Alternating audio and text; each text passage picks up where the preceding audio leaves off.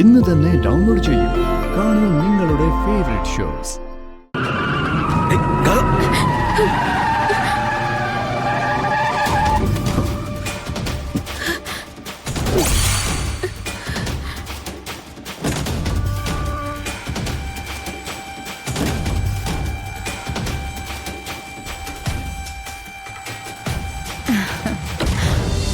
ഇഷ്ടപ്പെട്ട് തുടങ്ങിയപ്പോൾ പോലും മറ്റു പല കാര്യങ്ങളുടെയും കൂട്ടത്തില് മനസ്സിന്റെ ഒരോരത്ത് താനുണ്ടാവുന്നേ ഞാൻ കരുതിയുള്ളൂ.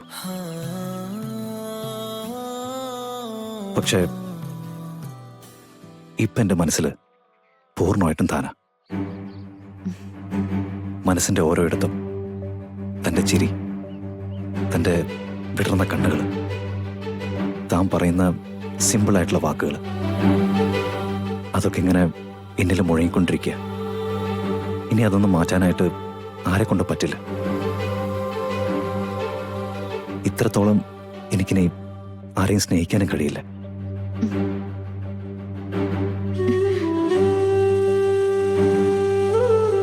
ഇനി ഒരു നിമിഷം പോലും തന്നെ മനസ്സിൽ നിന്ന് മാറ്റി നിർത്തണമെന്ന് തോന്നിയാലും അതെനിക്ക് ഭ്രാന്ത് പിടിക്കുന്നതിന് തുല്യമായിരിക്കും.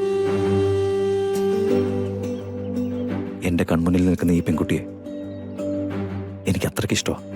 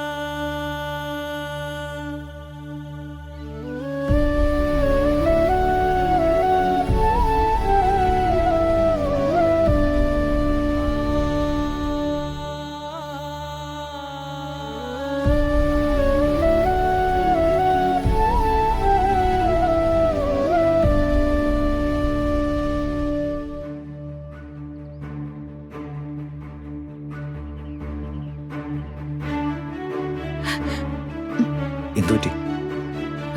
സ്വയം മറന്നു പോയതാ. കഷ്ടമുണ്ടോ? നമുക്ക് പോവാം. ശരി.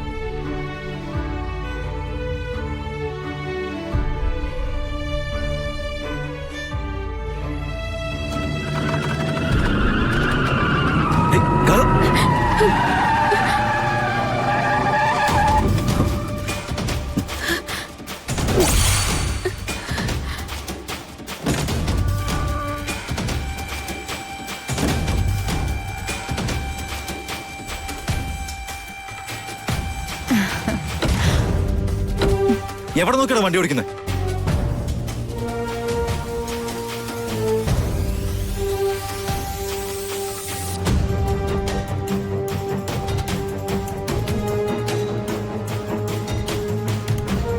നിങ്ങൾ എന്തേ കാണിച്ചേ?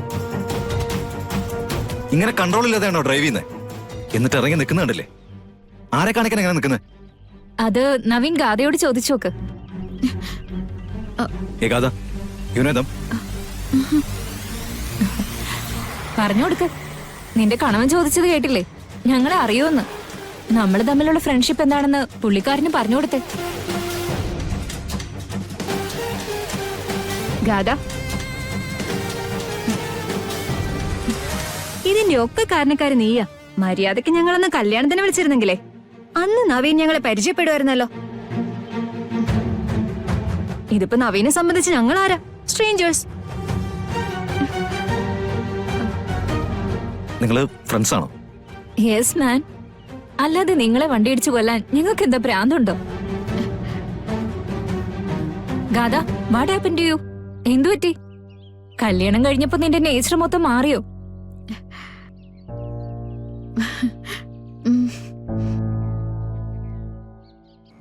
Naveen, what is this? What happen to Gatha? ഞങ്ങളുടെ കൂട്ടത്തിൽ ഏറ്റവും എക്സ്പ്ലോസീവ് ആയ ആളായിരുന്നു ഗാഥ. എത്ര പെട്ടെന്നാ ഇവൾ ഇങ്ങനെ മാറ്റിയെടുത്തേ. ഞാനങ്ങനെ മാറിയതൊന്നുമല്ല.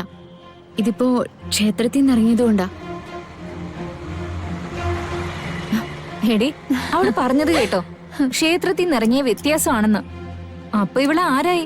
വിശ്വാസങ്ങളൊക്കെ സംരക്ഷിക്കുന്ന തറവാട്ടമ്മ. നവീൻ, ഞങ്ങൾ ക്യാമ്പസിൽ ഒന്നിച്ചായിരുന്നപ്പോഴേ ഈ അമ്പലവാസികളായിട്ടുള്ള പെൺകുട്ടികൾ വരും. അവർ ഏറ്റവും കൂടുതൽ റാഗ് ചെയ്തത് ഗാഥയാ, അറിയോ? ഓരോ അവസരങ്ങൾ വരുമ്പോ നിങ്ങളും ഇതുപോലെ മാറിക്കോളും. ഓക്കെ, പരാതികളൊക്കെ അവിടെ നിൽക്കട്ടെ. എന്താ നിങ്ങളുടെ പ്രോഗ്രാം? പ്രോഗ്രാം എന്താണെന്ന് ചോദിച്ചാ ഒരു കാര്യം ചെയ്യ്, ഇന്നത്തെ പ്രോഗ്രാം നമുക്ക് കളറിക്കലാക്കാം എന്റെ തറവാട്ടില്. കൂട്ടുകാരികൾക്ക് ആവശ്യം പോലെ സംസാരിക്കാൻ ചെയ്യാലോ. ഉയ്യോ, എന്റെ പൊന്നു സാറേ, അത് വേണോ? ആ, തറവാട്ടിനൊരു വലിയ പൂജ നടക്കുമല്ലേ? ഇതുങ്ങളെല്ലാം കൂടെ അവിടെ വന്ന് കയറിയാലുണ്ടല്ലോ. Who is this? ഇത് മാണിക്കുഞ്ഞ, നവീന്റെ കൂടെ ജോലി ചെയ്യുന്ന ഒരാളാ. ഒരു വിദൂഷകനാണെന്ന് തോന്നി. സോറി നവീൻ, ആക്ച്വലി ഇന്ന് ഞങ്ങൾ കുറച്ച് തിരക്കില്ല. ഗാഥ, നിനക്ക് ഓർമ്മയില്ലേ നമ്മുടെ ഒരു ജൂനിയർ ജിസിമ? ഇന്ന് അവളുടെ കല്യാണം നിശ്ചയം. ഞങ്ങൾ അങ്ങോട്ട് പോയിക്കൊണ്ടിരിക്കുക. ശരി, എങ്കിൽ പോയിട്ട് തിരിച്ച് ഈ വഴി തന്നെ വരൂ. അതും പ്രാക്ടിക്കൽ അല്ല. Anyway, we give you a big surprise.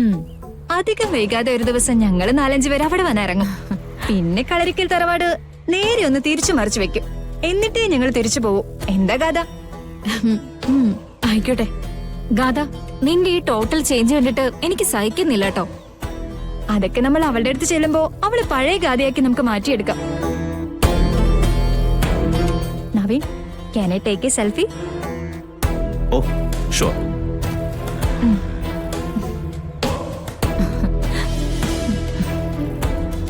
Smile. ദേ നവീൻ, ഞങ്ങൾക്കിപ്പോ മൂവ് ചെയ്തേ പറ്റൂ. അവിടെ ടൈമിന് എത്തണം. അപ്പോ ഗാഥ പറഞ്ഞതുപോലെ. ഗാഥ, ഫോട്ടോസ് ഒക്കെ നിന്റെ വാട്സാപ്പിലേക്ക് ഇട്ടേക്കാം കേട്ടോ. Okay okay, bye. ശരി, ബൈ.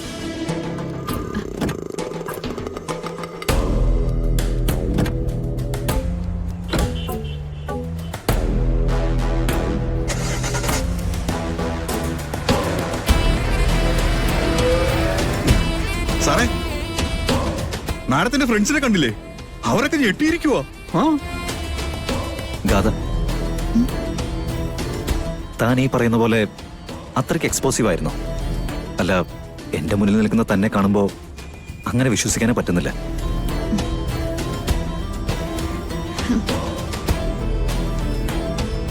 ഗാഥ, താൻ വല്ലാതെ മാറി. എല്ലാവരും അത് പറയുന്നുണ്ട്. അമ്മയും അച്ഛനും മുത്തശ്ശിയൊക്കെ പറയുന്നത് എനിക്ക് വേണ്ടി മാറിയെന്ന, എന്റെ ഭാഗ്യം കൊണ്ട് മാറിയെന്ന. അത് സത്യമാണോ?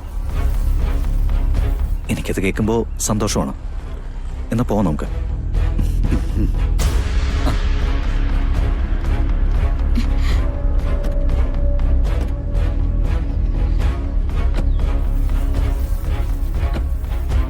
അവരെ ഫോട്ടോ ഗാഥയുടെ ഫോണിലേക്ക് അയക്കാതിരിക്കണേ. ഈശ്വരാ. കൃഷ്ണ